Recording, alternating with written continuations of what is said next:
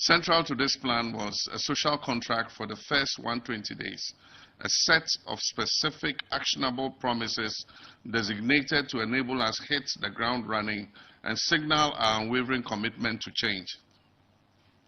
I stand before you tonight to update you on how we have delivered on these promises.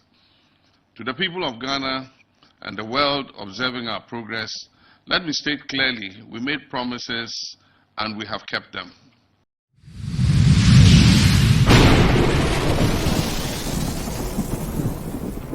The full video no bebremo, but let's give you a little background to this media engagement that was held by His Excellency President John Dramani Mahama in Samoa. His Excellency President John Dramani Mahama ebesi akunjano so on the 7th January 2025 after Oko election winning convincingly with overwhelming majority in parliament. Now, on making social contract proud to the election in December 2024. Then out of this social contract, no, okay, say in 120 days, this is what he is going to do. In 120 days after no, or Beba be addressing Ghanaians, outline the social contract that was fulfilled. Now we no see he has fulfilled it. Yes, now we no didn't change say oh. We are fulfilling way, some are complete. Now they are in progress. Now when. In Tebusia, you the full video no better in Tibet some better me kuchu. No matter video ni nyina ko se wie. Na se ti video ni nyina wie a ne wo ho no. Nkoma ne wo ho no, e de atu aso.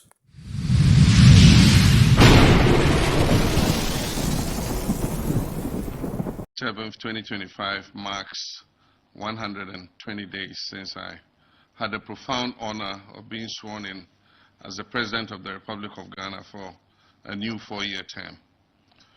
It is a day that I specifically noted on our calendar to come before you, the people of Ghana, to account for the critical first steps we promised to take in our initial months in office. Our campaign was anchored on the vision of building the Ghana we want together, and our manifesto, Resetting Ghana, laid out a bold yet pragmatic plan for national recovery and transformation. Central to this plan was a social contract for the first 120 days, a set of specific actionable promises designated to enable us hit the ground running and signal our unwavering commitment to change. I stand before you tonight to update you on how we have delivered on these promises. To the people of Ghana and the world observing our progress, let me state clearly, we made promises and we have kept them. Our first 120 days have been defined by decisive action, a commitment to transparency, and a relentless focus on laying the foundation for building the Ghana we want, a just, prosperous, and united Ghana. Let me now walk you through the progress we have made on the specific commitments outlined in our 120-day social contract. We promised to form a lean and efficient government. I promised to nominate the complete list of cabinet ministers for parliamentary approval within the first 14 days and to constitute the leanest and most efficient government under the Fourth Republic within the first 90 days. As promised, I announced the complete list of my cabinet ministers for parliamentary approval within the first 14 days of being sworn in. They were all successfully vetted and approved, and they have hit the ground running. Indeed, I have so far appointed only 56 ministers and deputies so far, the smallest number of ministers and deputies appointed by any president in the Fourth Republic. We've also nominated our metropolitan, municipal, and district chief executives, and they are going through the various phases of confirmation to complete the formation of our governance team at the local level. Establishing a robust code of conduct. I have committed to establishing a robust code of conduct and standards for all government officials to instill integrity and accountability from day one. Building on my previous efforts, we have reworked and finalized a significantly improved version of the Code of Conduct for government appointees. The comprehensive document launched last Monday addresses new areas including a prohibition on purchasing state property directly or indirectly, regulations regarding hampers, and clear monetary limits for official gifts. I've left my appointees in no doubt that I'll bring down the hammer swiftly and strongly if they breach any of these provisions. We promise to hold a national economic dialogue within the first 90 days to understand the state of our economy and build consensus on the way forward. On March 3rd and 4th, 2025, the government of Ghana convened the National Economic Dialogue at the Accra International Conference Center, bringing together partners including the private sector, civil society organizations, traditional authorities, and academia. The participants presented a comprehensive report with clear recommendations to restore macroeconomic stability and regain confidence in our economy. These included enhancing fiscal and monetary coordination, reviewing the foreign exchange regime, implementing major tax reforms, overhauling the public financial management system, reforming state-owned enterprises, strengthening expenditure controls, establishing a credible medium-term expenditure framework, promoting strict fiscal discipline on the part of government, and aggressively pursuing inclusive growth. The implementation of these recommendations has begun to yield results. The currency is becoming fairly stable, inflation is inching downwards, and we have reduced the excessive borrowing that had become the trademark of past governments. The report also provided valuable advice on promoting industrialized agriculture and aligning skills development with national priorities. We've taken this advice seriously, and implementation is underway, guiding our economic policy decisions. Following the recommendations of the National Economic Dialogue, we've amended the Public Financial Management Act 2016, Act 921, to introduce a debt rule that aims to reduce the ratio of debt to GDP to 45% by the year 2034. We've also established an operational rule to post an annual primary surplus of at least 1.5% of GDP on a commitment basis. The amendment also allows for the establishment of an independent fiscal council to monitor the government's adherence to the fiscal rules. This reform was executed in April 2025 before the September 2025 deadline under the IMF-supported program. What is also new about this law is the sanctions associated with breaches of the fiscal rules, which extend beyond just the Minister for Finance to include all ministers of state and heads of covered entities whose actions or inactions contribute to the fiscal slippages. Government has commissioned the Auditor General and 2 international audit firms to audit payables and commitments to validate their legitimacy and values and provide recommendation for corrective measures.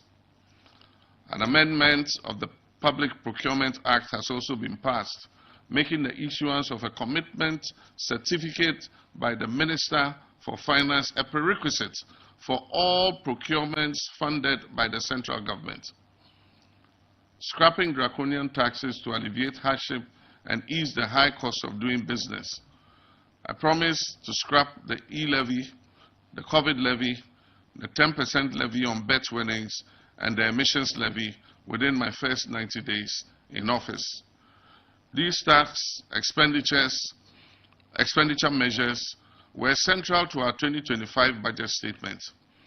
On April 2nd, 2025, I signed several bills into law, including the Electronic Transfer Levy e-levy repeal bill 2025, the emissions levy repeal bill, and the betting tax. We have delivered on 3 of these 4 specific tax repeals as promised.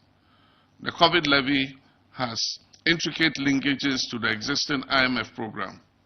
As a value-added tax, we have agreed with our multilateral partners to include it in our overall VAT rationalization exercise that is scheduled for September this year. We've significantly exceeded our 120-day promises regarding overall tax reform by enacting other critical bills such as the Value-Added Tax Amendment Bill, the Income Tax Amendment Bill, the removal of VAT on motor vehicles, the Public Financial Management Bill, the Growth and Sustainability Levy Act, the Earmarked Funds Capping and Realignment Bill, the Gold Board Bill, the Energy Sector Levy Bill, and the Petroleum Revenue Amendment Bill. This swift legislative action underscores our commitment to providing relief and creating a more favorable economic environment. Reviewing taxes on industrial and agricultural imports. We're committed to reviewing taxes and levies on vehicles and equipment imported for industrial and agricultural purposes within our first 90 days. My government has initiated the crucial review process. The results of this comprehensive review will guide policy decisions and be incorporated into the 2025 mid-year budget review and subsequently the 2026 budget, ensuring that we support these vital sectors effectively. Commencing the 24-hour economy policy. One of our signature policies for job creation and economic transformation is the 24-hour economy policy. We promise to commence drafting the needed legal amendments and prepare for its implementation within the first 120 days. The program is designed to drive structural transformation across our economy, built on pillars aimed at revamping key sectors such as agriculture, manufacturing, and tourism. The program rollout has commenced in earnest. The 24-hour Secretariat is collaborating with the Development Bank of Ghana and the Ghana Infrastructure Investment Fund to operationalize financing pillars for this program. Cabinet has approved amendments to the Ghana Investment Promotion Center Act and the Labour Act to include specific clauses regarding 24-hour operations. These amendments aim to enhance social protection, create an enabling environment for the 24-hour economy policy, and promote conducive business and labor relations. Already several businesses are lining up to sign on to this policy. Some tangible actions have also been taken. The Ghana Investment Promotion Center has launched 24-hour premium services to eliminate processing delays for investors.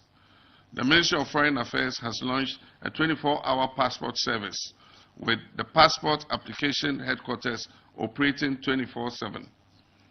The DVLA used a 24-hour service to clear a long-standing 18 months backlog of licenses and will soon commission a new 24-hour service office at Adenta in Accra. The Youth Employment Agency is set to launch the Graduates in Corporate Support (GRICS) program, which will attach graduates to firms operating 24 hours a day. This program is targeting 20,000 graduates. The YEA is also partnering with security agencies, the fire, police, immigration services, to provide security for 24-hour firms and is working towards training and deploying 23,000 recruits for this purpose. Recognizing the need for robust security, the police service is establishing a 24-hour police unit to improve 9 patrols and utilize technology supported by nationwide sensitization. The Minister of Energy and Green Transition is engaging the PURC to set up smart metering with a time of use tariff, charging a lesser tariff during the off-peak hours, a direct incentive for enterprises on the 24-hour economy policy. The Minister of Finance and Presidential Advisor on the 24-hour economy policy is finalizing a list of incentives for businesses to sign up for the initiative. The Ghana Publishing Company Limited has also begun 24-hour printing operations. In fulfillment of the 120-day commitment, we're pursuing new avenues of job creation, expanding employment opportunities, particularly for young graduates, and empowering the private sector as a key driver of sustainable job creation. We promise to establish an accelerated Export Development Council to promote exports as a key strategy for economic transformation. I'm glad to report that on Monday, I inaugurated a 19-member Accelerated Export Development Advisory Committee, which I chair myself. This committee will monitor export activities and performance across all ministries, departments, and agencies, including the Ghana Export Promotion Authority. We will not accept any business-as-usual attitude. The committee's functions include reviewing performance reports, monitoring targets, refining trade policy, deliberating on international trade issues, and providing policy guidance for exports. Ghana's export sector faces challenges, including cumbersome documentation processes, requirements from under-resourced regulatory bodies, and inefficiencies at our ports. According to the International Trade Center, these inefficiencies cost Ghana $4.3 billion yearly in losses, export losses. Sectors such as fisheries face contamination issues, and vital segments including women and SMEs remain underrepresented in our export sector. Establishing the Accelerated Export Development Authority Committee is crucial as a central platform for coordinating reforms, driving execution, and unlocking Ghana's full export potential. Under this Accelerated Exports Advisory Committee, our bold strategy to grow non-traditional export earnings by several multiples over the current $3.5 billion exported annually by at least 2028. The Africa Continental Free Trade Area offers an unprecedented opportunity, and we're positioning Ghana as a regional manufacturing and export hub. This year, we aim to triple the number of companies certified under the African Continental Free Trade Area Rules of Origin.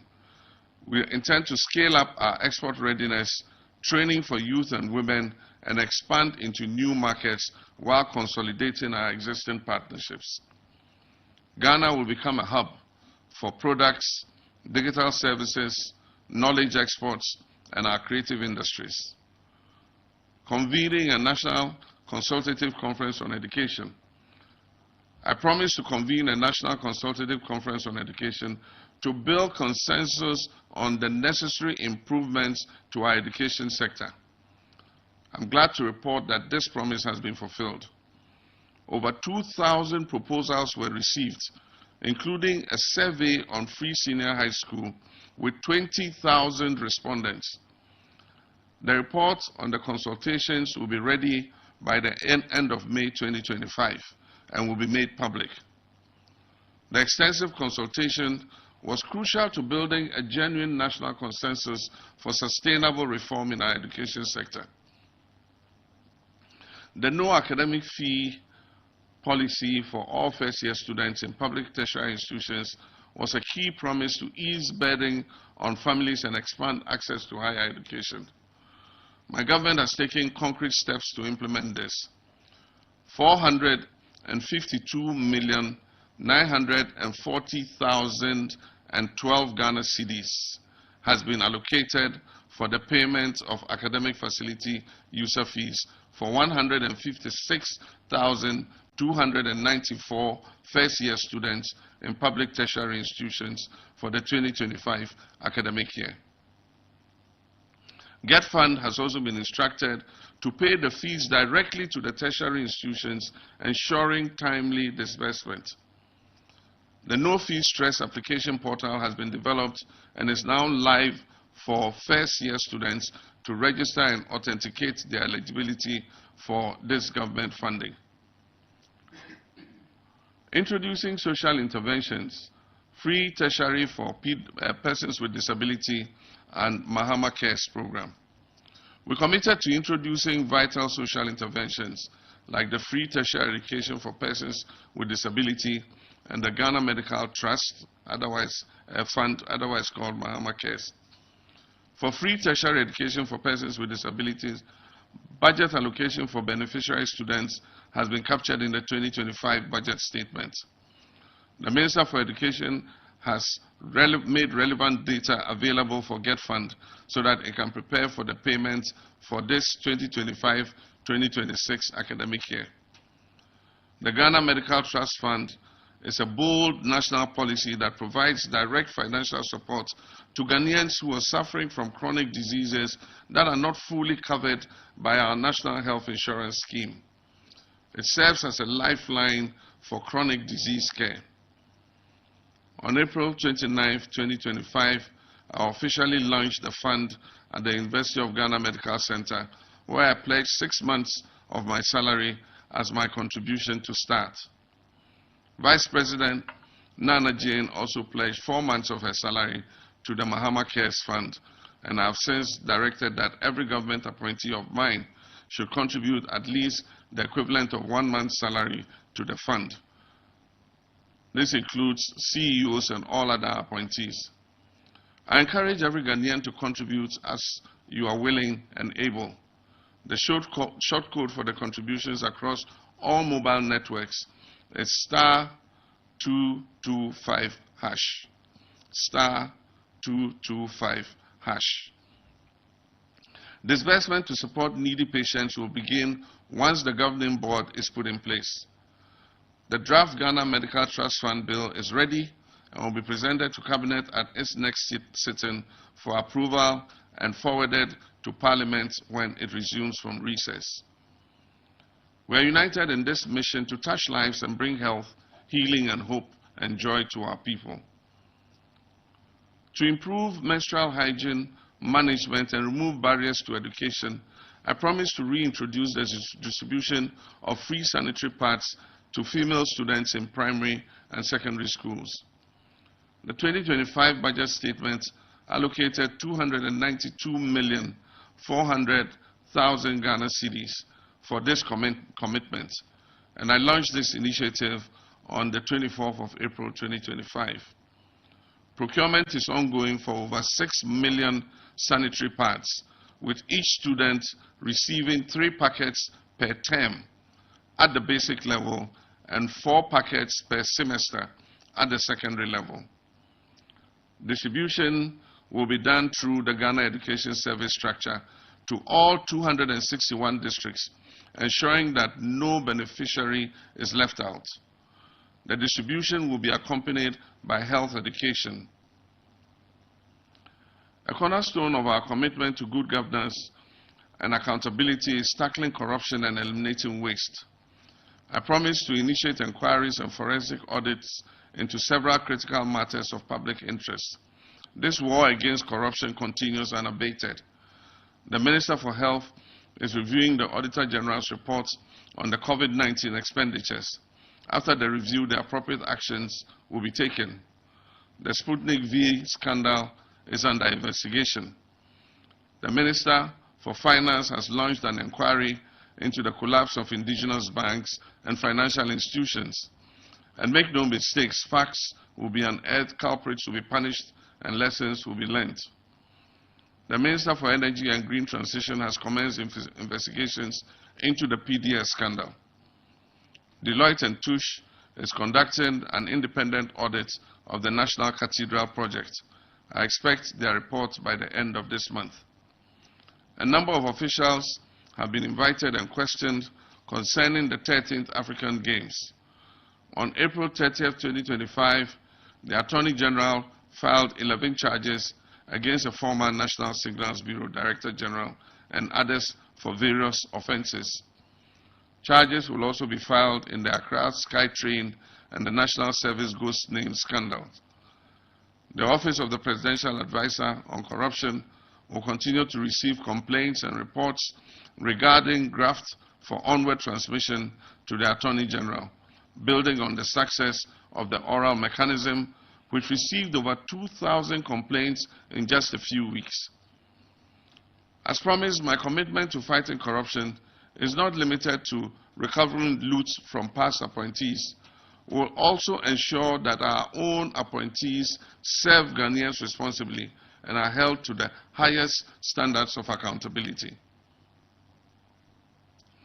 To reinforce public trust and ensure equitable access to state resources, I pledge to implement a government policy prohibiting political appointees from purchasing state assets.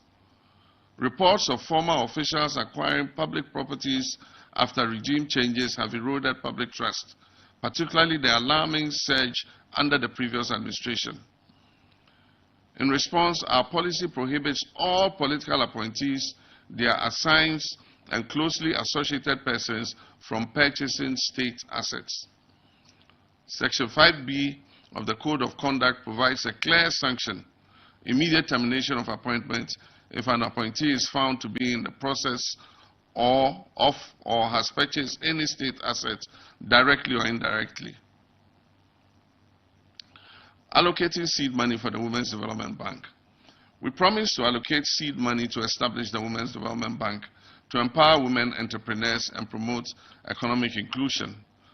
Accordingly, 51,300,000 Ghana cedis was allocated in the 2025 budget for this purpose.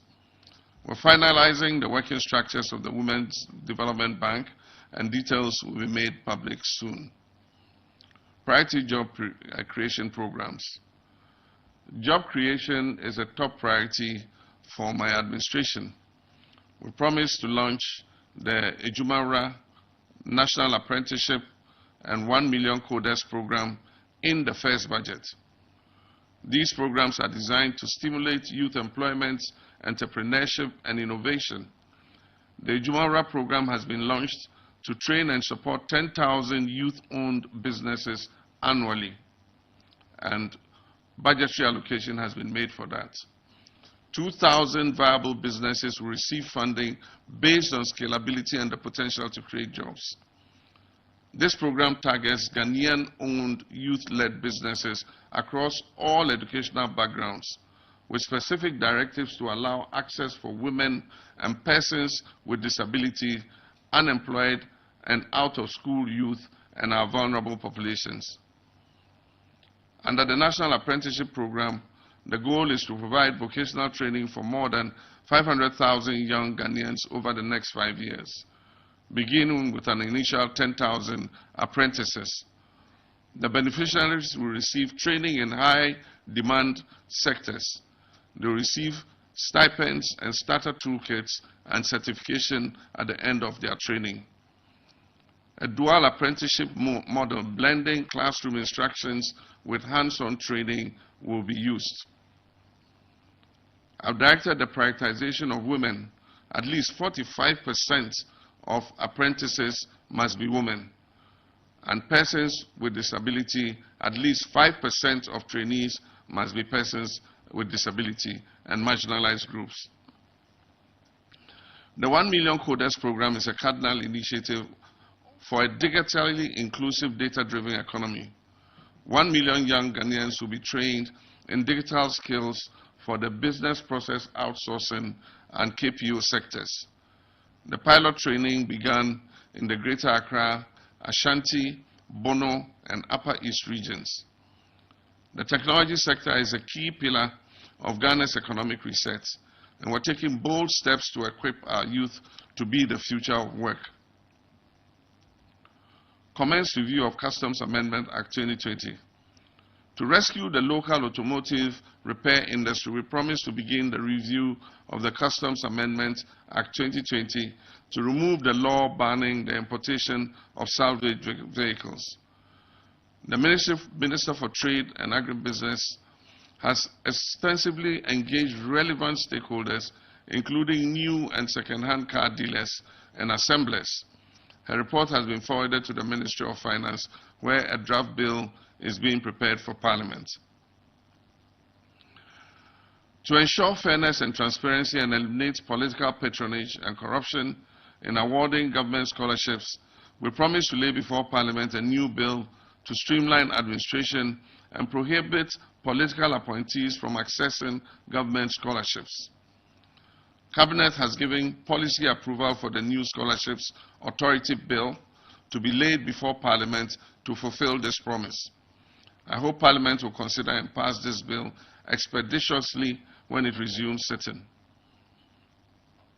This bill will establish the Ghana Scholarships Authority, a fair and transparent system focused on needy and deserving students and national development priority areas. Protecting our environment, especially from the threat of illegal mining, has been a strong commitment. We promise to ban illegal and new mining activities in forest reserves and roll out our Tree for Life and Blue Water initiatives to heal and sustainably harness our environment. In the first 120 days, we've taken decisive action through a 5-pronged strategy to overhaul and sanitize the mining sector. This includes regulatory reforms and strengthening the law enforcement, including joint task forces, arrests and seizures of mining equipment, stakeholder collaboration, reclamation of degraded lands. 7 out of 9 forest reserves have been reclaimed. Illegal miners have been flushed out of these forest reserves. Concerning the ban on mining in forest reserves, on March 20th, 2025, a legislative instrument, LI 2462, was presented to Parliament to amend the Environmental Protection Mining in Forest Reserves Regulation. This amendment removes the President's power to grant approval for mining in forest reserves. I plan also to amend the Minerals and Mining Act 2003, Act 703, to completely prohibit mining in forest reserves. This would effectively, meticulously, legally, and entirely ban mining in our forest reserves. The Ministry of Lands and Natural Resources has launched the Blue Water Initiative to restore our water bodies in collaboration with the Ministry of Environment. This initiative aims to train and deploy blue water guards to monitor and protect critical water bodies and prevent further pollution. At the same time, experts are working to clean up our polluted rivers. The Tree for Life Reforestation Initiative was also launched on March 21st, 2025, to restore degraded lands and combat climate change. This project aims to plant over 20 million seedlings annually nationwide, including through the One Child Per Tree policy to inculcate environmental consciousness in our youth.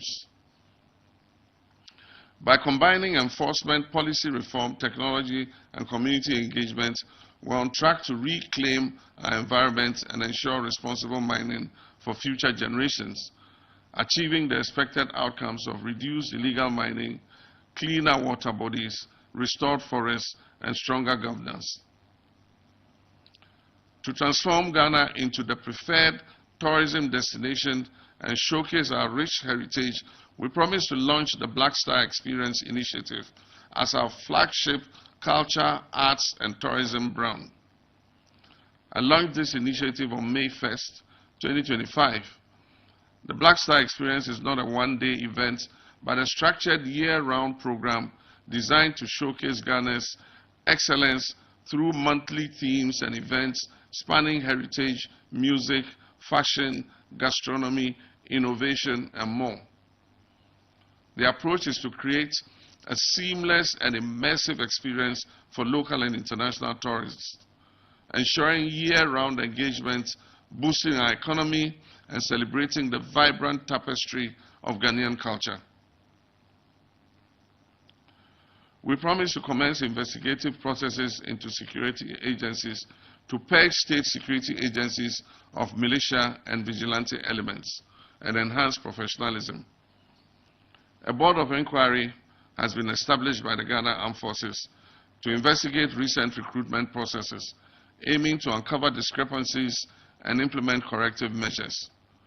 Robust background checks are ongoing for all recruits and serving personnel, and mandatory ideological reorientation sessions are planned to reinforce military neutrality, national unity, and loyalty to the state and the Constitution. A biometric database is being introduced to cross-check personnel against national criminal and security intelligence records, automatically disqualifying applicants linked to political vigilante networks. This aims to decentralize and depoliticize recruitments. Similar processes are underway across other security agencies, including the police, fire, service, and prison services. reopening investigations into major unresolved criminal cases. Delivering justice is crucial for national healing and trust in our institutions. And so we promise to open investigations into major unresolved criminal cases, including the 2020 elections killings, Ayawaso West Wogombai election violence, and the murder of Ahmed Swale and Silas Wolochami. The new Inspector General of Police has established a special task force. Investigations have been reopened and progress is being made. In the tragic murder of Ahmed Hussein Swale 6 years later, the police service have made an arrest and the suspect was arraigned before court and remanded. Investigations are also ongoing into the election 2020 Teshuman South incident where 2 lives were lost. In Ododo, where 2 persons died, 3 individuals have been charged with conspiracy and murder and committed for trial at the High Court. In Ablikuma Central, where a military officer is alleged to have caused a death, the scene has been revisited and a request was made to the Chief of Army Staff for the release of the personnel involved to assist in investigations. For the tragic death of Silas Wolochami in Banda, the Attorney General's office under the previous administration had advised against prosecution due to lack of evidence. But I'm pleased to report that we have reopened the case based on actionable intelligence. In Doma West, where Kofi Robert died, 1 person has been charged and is standing trial, while the other suspect is at large and is being pursued. In Savlugu, where Zakaria Samira, a 16-year-old, died from a gunshot, efforts are still being made to find the assailant despite a lack of cooperation from witnesses. And concerning the January 31st, 2019 Ayawaso West Wogombai election violence, where 18 persons suffered injury from individuals later identified as national security operatives, we will not let that matter die without justice being served to the victims. ASP Azugo, who was deeply involved in the violence and atrocities on the day, is currently cooperating with the National Investigations Bureau to identify, arrest, and prosecute all those who were involved in the violence. With respect to cases from the 2024 election violence that resulted in tragic deaths in constituencies like Tolong, Damango, Autusenya East, Nkranza South, Ofinsu North, and Ahafua North Southwest, the cases are being investigated by the Special Task Force. These are senseless deaths that should never again happen in our nation. Elections are to choose leaders, not to murder our citizens. We are committed to ensuring accountability for political violence so that it will not happen again. The Attorney General is working on a report for Cabinet to recommend appropriate compensation for victims and families involved in these unlawful incidents. Ladies and gentlemen, we promise to initiate a probe into the VRA Akosombo Bond Dam spillage to address the man-made disaster caused by the VRA spillage and prevent future occurrences. We promise to initiate a probe and take steps to compensate the victims. So this administration set up a committee chaired by Engineer Kek Kofi, a former VRA chief executive. The committee has recommended strategies to prevent future occurrences, including establishing what is called a controlled spill flood plan and implementing downstream engineering solutions for flood management. I've directed that the recommendations be implemented immediately. I further indicated that if they are not properly implemented and another destructive VRA flooding occurs like in 2023, the VRA CEO and deputies must resign or be sacked. Initiate immediate steps to compensate flood victims. The 2025 budget has made provisions for the compensation payments, and a team has been put together to coordinate the compensation exercise. I call on the chiefs and people of the affected areas to facilitate the smooth and peaceful execution of this compensation exercise. We promise to shake up and realign state-owned enterprises to enhance their profitability and their value. On March 13, 2025, I hosted a high-level meeting of CEOs under the State Interest and Governance Authority, SIGA, to underscore the critical importance of reforms. We are implementing an enhanced performance management system with clear targets, monitoring financial and operational performance, and promoting good governance in these institutions. A deep dive study is underway to uncover the root causes of challenges and provide insights for targeted strategies to foster innovation and adaptability. My vision is clear: to transform the SOEs into robust pillars of economic growth. This may involve shutting down some of them or merging some of them together. SIGA is facilitating discussions to revive the produce buying company, deliberating with the Ghana Stock Exchange about the potential listing of at least 10 of the SOEs on the stock exchange, and encouraging them to prioritize dividend payments as their primary objective this year. My fellow citizens, this has been a comprehensive account of our actions in the first 120 days of my administration. We laid out a social contract with you, the people of Ghana, with specific promises for this critical initial period. Tonight, I'm pleased to report to you that we have fulfilled these promises.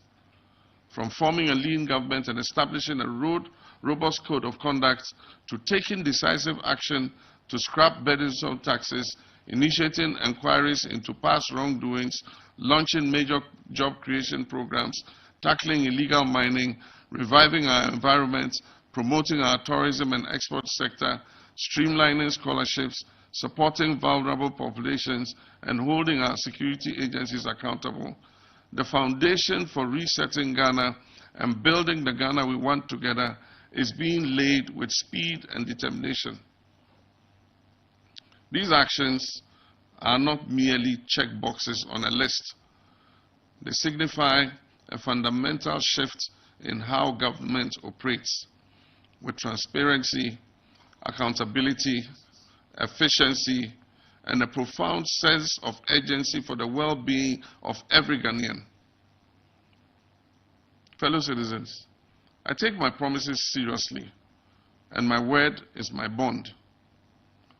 Although we've established a solid foundation in this first 120 days, considerable work remains on the journey to realize the Ghana we all want together. This journey requires the collective effort of all of us, and I'm profoundly grateful for the mandate you have given me and my government to lead this nation.